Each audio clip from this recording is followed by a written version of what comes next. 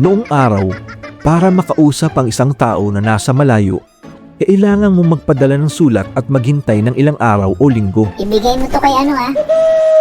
Ngayon, sa isang pindot lang sa smartphone, pwede ka nang makipag-usap kahit kanino, kahit nasa kabilang panig pa siya ng mundo. Pero paano nga ba natin narating ang puntong ito? Halina't balikan natin ang kasaysayan ng komunikasyon mula sa mga mensahero at telepono hanggang sa modernong smartphone.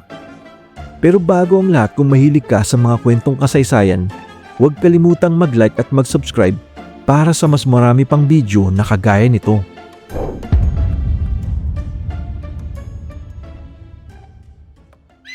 Bago pa man naimbento ang telepono at bago umusbong ang modernong mailing system, ang pagpapadala ng mensahe sa malalayong lugar ay isang matagal, delikado at minsan nakamamanghang gawain. Noong panahon ng mga sinaunang imperyo tulad ng kay Alexander the Great sa Greece o sa malawak na Persian Empire, umaasa ang mga hari at general sa mga mensahero upang maihatid ang mahalagang utos at balita. Ang mga mensahero noon ay mga pinagkakatiwalaang tao, may kasanayan sa mabilis at mahabang paglalakbay at madalas sumasakay ng kabayo upang makarating sa layunin ng mas mabilis.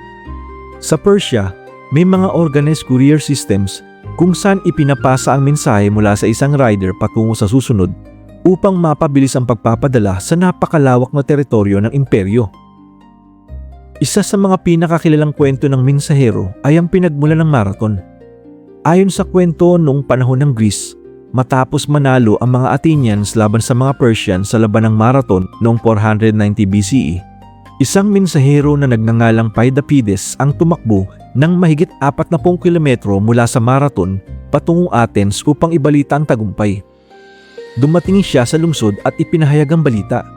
Nike o panalo, at agad na bumagsak dahil sa sobrang pagod at kakulangan sa hininga. Bagamat may halo ng mito sa eksaktong detalye, ang kwentong ito ay naging simbolo ng sakripisyo at determinasyon ng mga mensahero. Isang taong handang ilagay ang kanilang buhay para sa isang mensahe. Sa Middle Ages, patuloy ang parehong prinsipyo. Ang mga hari, maharlika at simbahan ay umaasa sa mga mensahero na dumaraan sa kagubatan, bundok at baybayin dala ang mga liham o proclamations. Minsan ang mga monghe o scholars ang nagdadala ng sulat sa pagitan ng monasteryo, lungsod o kaharian at nagtsatsaga sa mahahabang biyahe na puno ng panganib. Upang mas mabilis maiparating ang babala, gumagamit din sila ng carrier pigeons o kaya signal fires sa mga tuktok ng bundok upang iparating ang mensahe sa kalapit na lugar. Sa lahat ng paraang ito, malinaw na mabagal, delikado at hindi laging sigurado ang komunikasyon. Ngunit sa kabila ng panganib, ang tao noon ay patuloy na nag-iimbento at nag-aayos ng mga paraan upang maipahatid ng mas mabilis at maaasahan ang mensahe. Noong 16th century sa Europe, lalo na sa mga lungsod ng Italy at sa ilalim ng Holy Roman Empire, napansin ng mga hari at opisyal na kailangan nila ng mas maaasahang paraan para maipadala ang mga liham at opisyal na dokumento sa malalayong lugar. Dahil dito, nagpasya ang ilang lungsod at pamahalaan na magtayo ng organized postal routes. Sa ilalim ng sistemang ito, may nakatalagang mga rider at post stations sa itinakdang ruta kung saan ipinapasa ang liham mula sa isang mensahero papunta sa susunod upang mas mabilis at mas maaasahan ang pagdating ng mensahe. Ang mga taong nagdadala ng sulat ay tinawag na couriers o post riders at unti-unti ang simpleng ideya ng pagpapadala ng liham ay naging pundasyon ng modernong mailing system na gagamitin sa buong mundo. Ang pangangailangang ito para sa mabilis at direktang komunikasyon ang humantong sa mga susunod na imbensyon at sa kalaunan sa pag-usbong ng telepono na tuluyan ang nagbago sa paraan ng pakikipag-usap ng tao.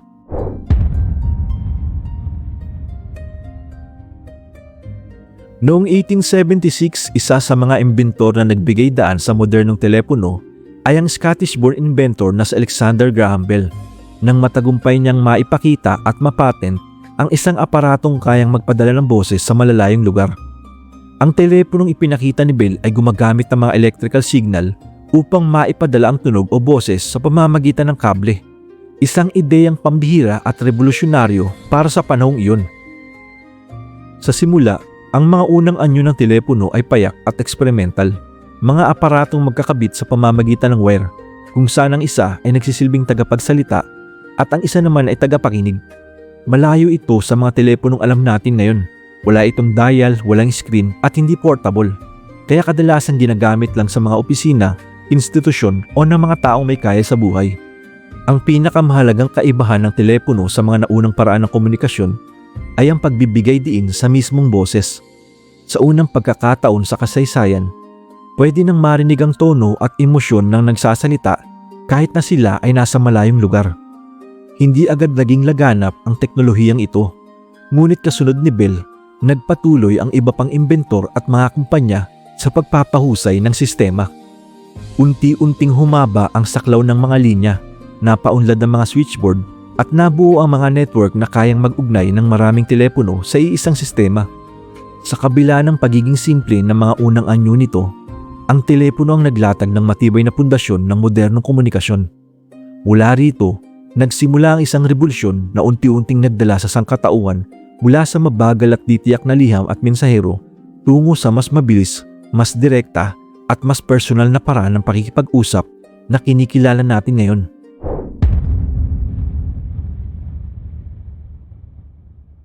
Pagsapit ng unang bahagi ng ika-20 siglo, nagsimulang maging mas karaniwan ng telepono sa mga tahanan at opisina, bunga ng patuloy na pag-unlad ng teknolohiya at ng pagpapatayo ng mas maaasahan at mas malawak na telecommunication networks. Sa panahong ito, lumitaw ang rotary dial telephone. Suppose you want to dial 23650. Dial each numeral in this manner, pulling the dial around to the finger stop each time. Be sure to allow the dial to freely return to its normal position.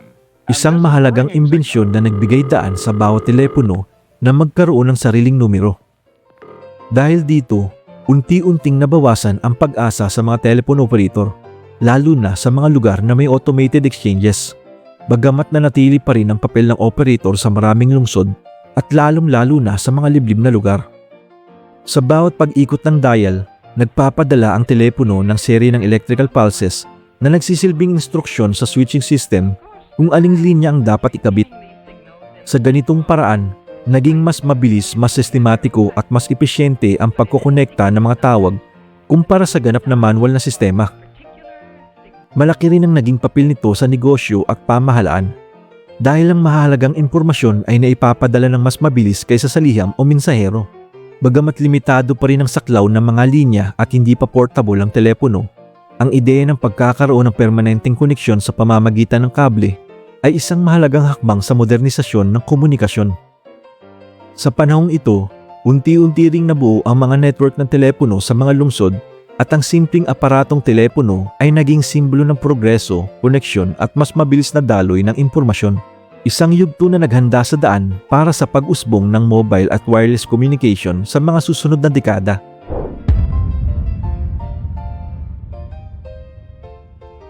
Habang lumalawak at umuunlad ang telecommunication network sa ika-20 siglo, nagsimulang mag-isip ang mga inventor kung paano magiging mas flexible at portable ang telepono. Noong 1973, isang engineer sa Motorola na si Martin Cooper ang nakagawa ng unang practical mobile phone call gamit ang isang prototype na hawak sa kamay. Isang ideya na noon ay tila science fiction. Ang teleponong ito ay malaki at mabigat, halos kasing laki ng isang brick, at ang baterya nito ay tumatagal lamang ng ilang oras, kaya limitado pa rin ang practical na paggamit nito sa pang-araw-araw na buhay. Pero sa kabila ng laki at limitasyon, nagbigay ang mobile phone ng isang bagong konsepto na pwede nang tumawag kahit hindi ka nakakabit sa kable. Noong 1980s, unti-unti nang lumaganap ang mobile phone sa mga negosyo at industriya kung saan mataas ang pangangailangan sa agarang komunikasyon. At nagkaroon ng mga cellular networks na naghahati sa mga lungsod sa cells upang mas maraming tawag ang kayanin ng sabay-sabay. Noong 1990s, naging mas maliit at mas maaasahan ng mga mobile phone. Bagamat karamihan ay para pa rin sa tawag, nagsimulang magkaroon ng text messaging o SMS na nagbigay daan sa mas mabilis at abot kayang komunikasyon, lalo na sa personal at pangkaswal na gamit. Sa bawat hakbang, unti-unting nagbago ang ideya ng telepono mula sa isang stationary na aparato tungo sa isang portable device na pwede nang dalhin kahit saan. At dito nagsimula ang daan patungo sa modernong smartphone na halos lahat ng tao ngayon ay hawak sa kanilang bulsa.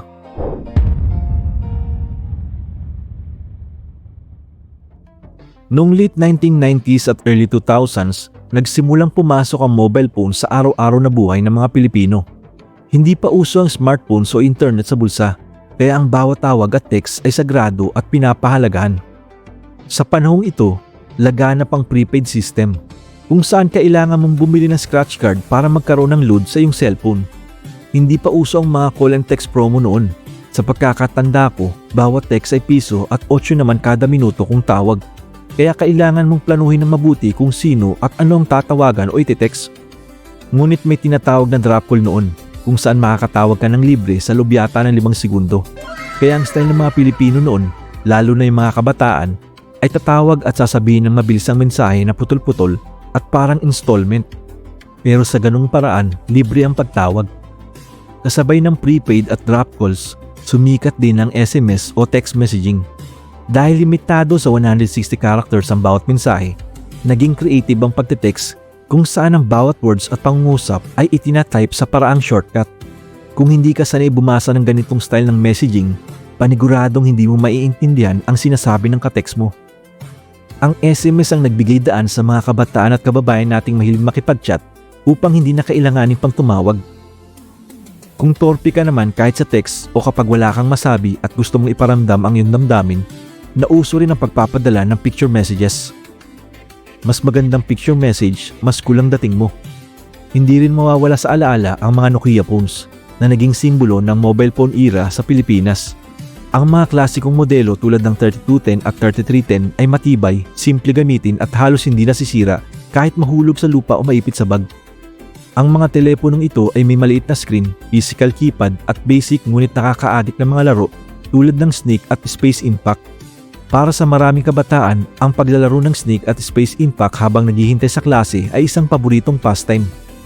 Bukod dito, pwede mo ring i-customize ang phone. Iba't ibang casing, pailaw at pinakapopular, ang personalized ringtones.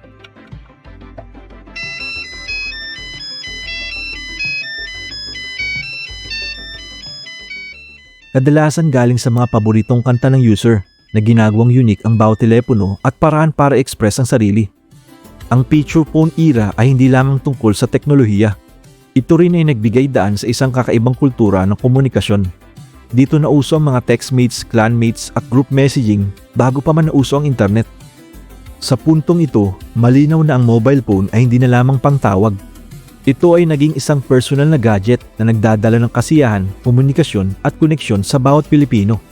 Ang feature phone era ang naglatag ng pundasyon para sa susunod na yugto ng komunikasyon na magdadala sa atin sa era ng smartphones kung saan halos lahat ng aspeto ng buhay natin ay pwede nang gawin sa isang maliit na device sa bulsa.